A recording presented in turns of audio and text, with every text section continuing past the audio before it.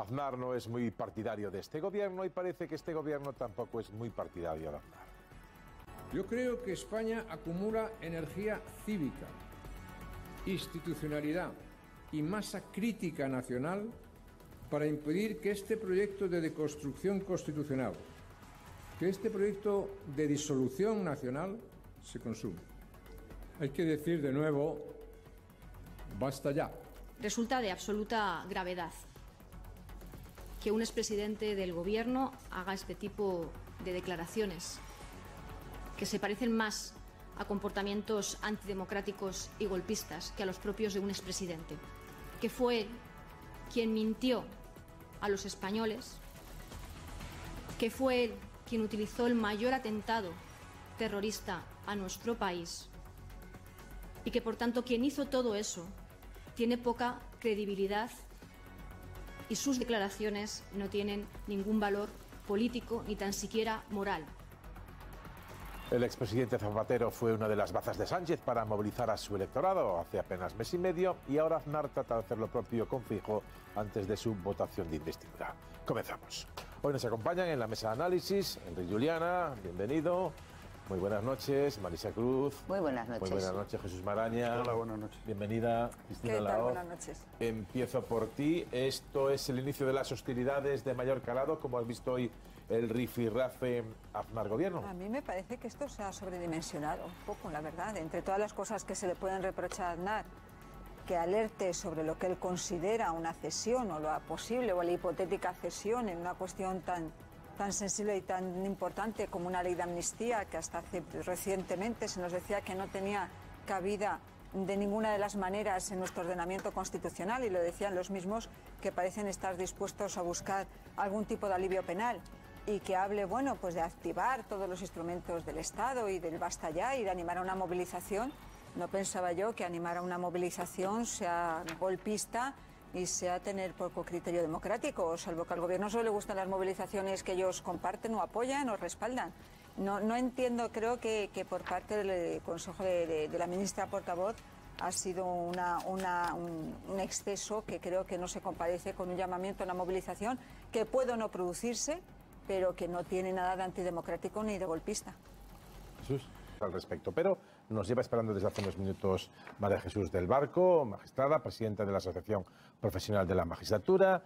Ayer hablábamos con Ignacio González Vega, magistrado, ex portavoz de Jueces para la Democracia, y le quería preguntar, ayer escuchamos su opinión, hoy queremos conocer la suya, si cabe legalmente en el texto constitucional una amnistía en España.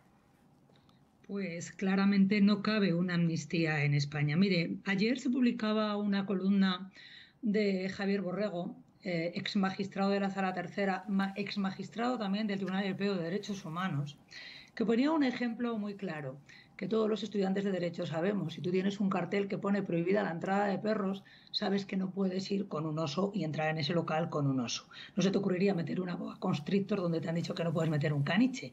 Parece evidente. Si nuestra Constitución prohíbe los indultos generales, que tiene unas consecuencias más suaves que los que tiene la amnistía, pues hombre, yo creo que si prohíbe lo menos, lógicamente prohibirá lo más.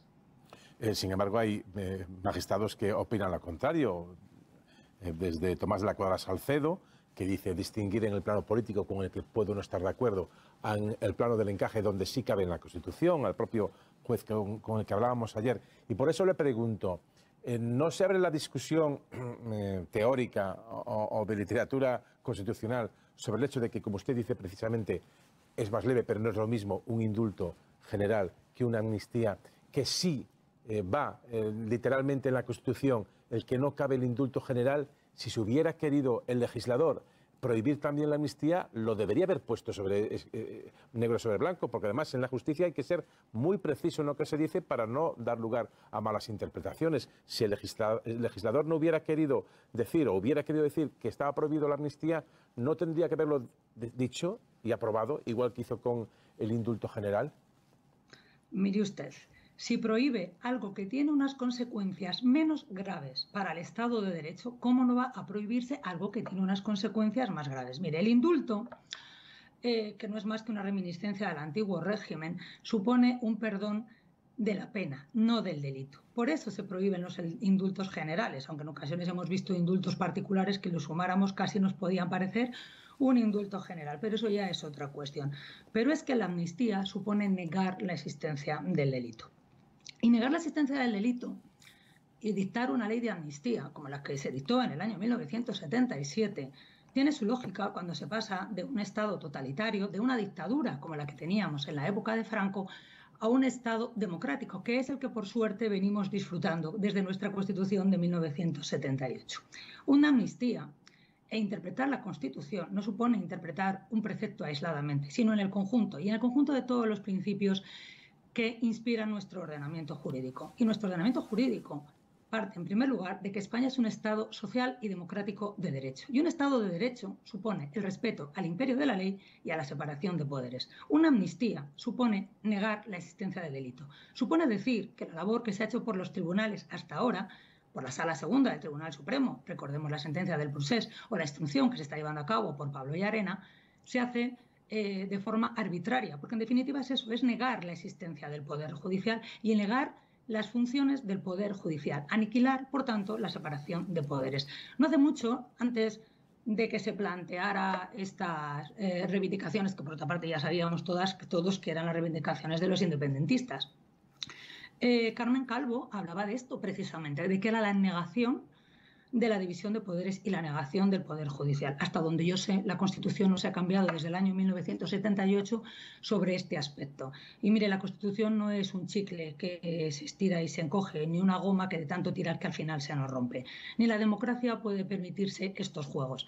Obviamente, el problema de Cataluña es un problema político muy importante para este país y muy serio, que nos afecta a todos los españoles, no solamente a los catalanes. Pero es un problema judicial desde el momento en el que se han cometido delitos.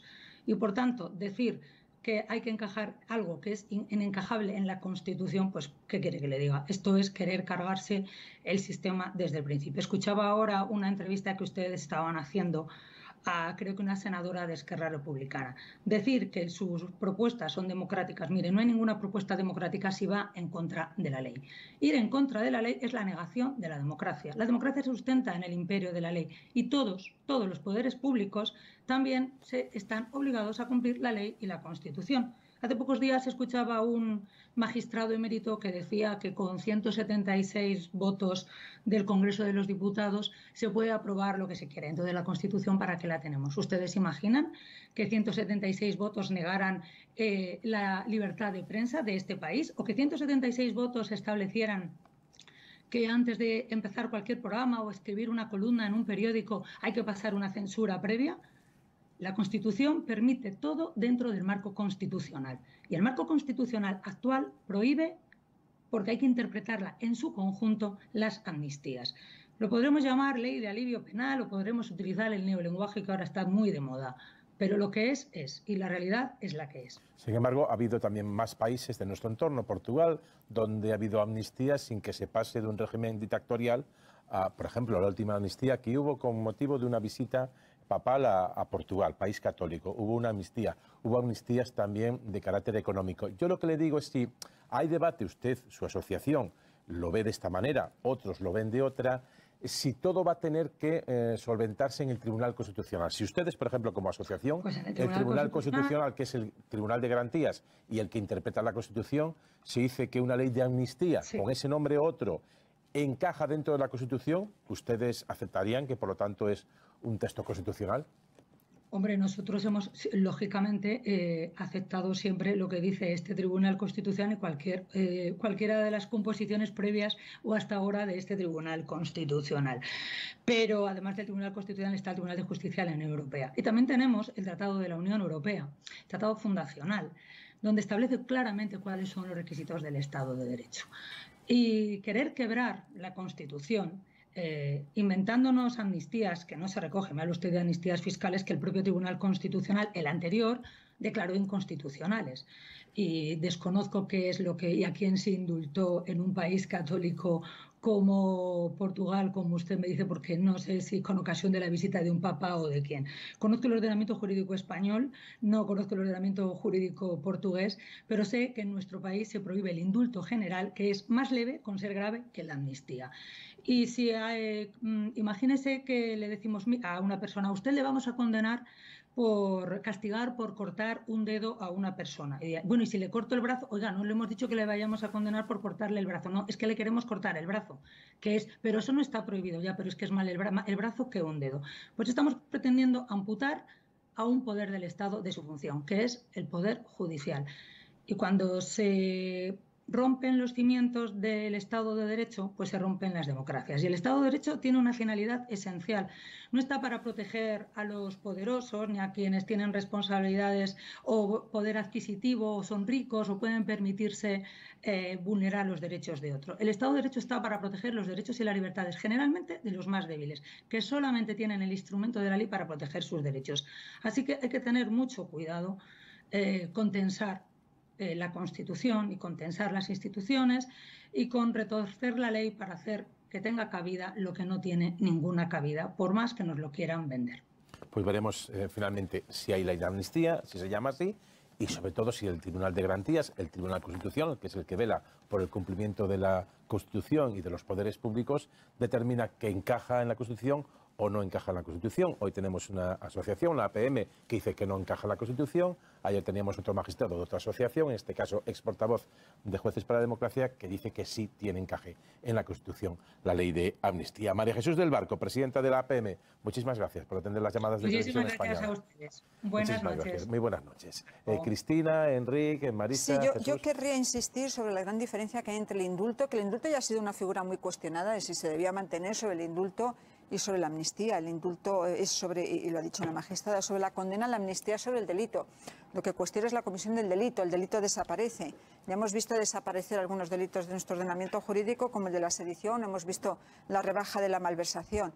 Pero efectivamente la amnistía, yo me acojo a lo que en estas últimas fechas han dicho personas como Don Elorza, como Ramón Jáuregui, pero también a lo que ha dicho Pedro Sánchez, Carmen Calvo, Marlaska, lo que ha podido decir la actual ministra de Justicia, el propio Juan Carlos Campo, lo que han dicho Marlaska, el ministro del Interior. Hasta hace 2 meses, hasta que la aritmética parlamentaria surgida del 23J no ha hecho necesario la intervención de Junts para conseguir una investidura, en este país se cerraba el debate, y lo cerraban los actuales miembros del Gobierno, sobre el encaje de la amnistía en nuestra Constitución, para decir que no había posibilidad de ir a una amnistía porque no lo recoge la Constitución. Este debate no es producto de una reflexión profunda sobre cómo solucionamos el asunto tan traído y tan llevado del encaje catalán, no. Es producto de que necesito que me salga la aritmética y para conseguir los votos que necesito para mi investidura, fuerzo las costuras constitucionales. El debate sobre la posible amnistía a los independentistas que participaron en el proceso ha subido hoy de tono varios niveles o varios grados, con la intervención de José María Aznar. El expresidente del Gobierno ha llamado a la movilización contra la medida que, en su opinión, pretende acabar con la nación española. El Gobierno lo considera un comportamiento golpista y exige una rectificación al PP. Son tiempos dramáticos porque existe un riesgo cierto, existencial, para la continuidad de España como nación. Lo que está en marcha es una operación de desmantelamiento de la Constitución, de destrucción de su legitimidad y, en definitiva, de reversión de una gran historia de éxito.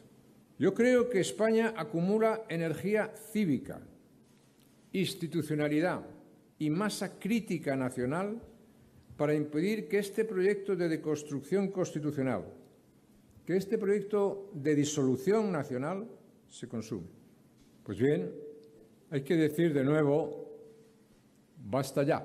Resulta de absoluta gravedad que un expresidente del Gobierno haga este tipo de declaraciones que se parecen más a comportamientos antidemocráticos y golpistas que a los propios de un expresidente, que son, desde luego, incompatibles con los valores democráticos y constitucionales de nuestro país, que nos recuerda que fue quien mintió a los españoles, que fue él quien utilizó el mayor atentado terrorista a nuestro país y que, por tanto, quien hizo todo eso tiene poca credibilidad y sus declaraciones no tienen ningún valor político ni tan siquiera moral.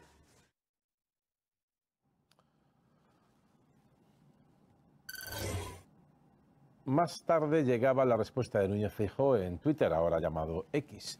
El mismo gobierno que antes de perder las elecciones tachaba la amnistía de inadmisible, ahora la negocia con independentistas mientras insulta a los expresidentes que se rebelan por esto. Lo hicieron con González y ahora con Aznar. España no callará ante su inmoralidad. No, simplemente, Jesús, que es que el problema es que son los propios responsables políticos que ahora promueven un debate en torno, es verdad, a un alivio penal que no sabemos exactamente cómo va a quedar ni qué va a ser. Estamos hablando de algo que no existe materialmente. Los que han intentado en todo momento cercenar ese debate porque entendían que no entraba en la Constitución son los propios dirigentes socialistas y miembros del Gobierno. O sea, y de repente sí se abren un debate por la mera necesidad numérica de conseguir cuadrar una investidura. No porque esto formara parte de un plan prefijado que fuera ni siquiera o que fuera mínimamente esbozado en el programa electoral con el que se presentaron el 23F. Lo que nos dijeron una y otra vez es que esto no tenía encaje en la Constitución. Y solo un apunte muy rápido. Hombre, yo creo que la convergencia de hace 30 años tiene poco que ver con la Junts de ahora. Creo que son dos actores políticos ahora mismo que no tienen nada que ver ni uno con otro.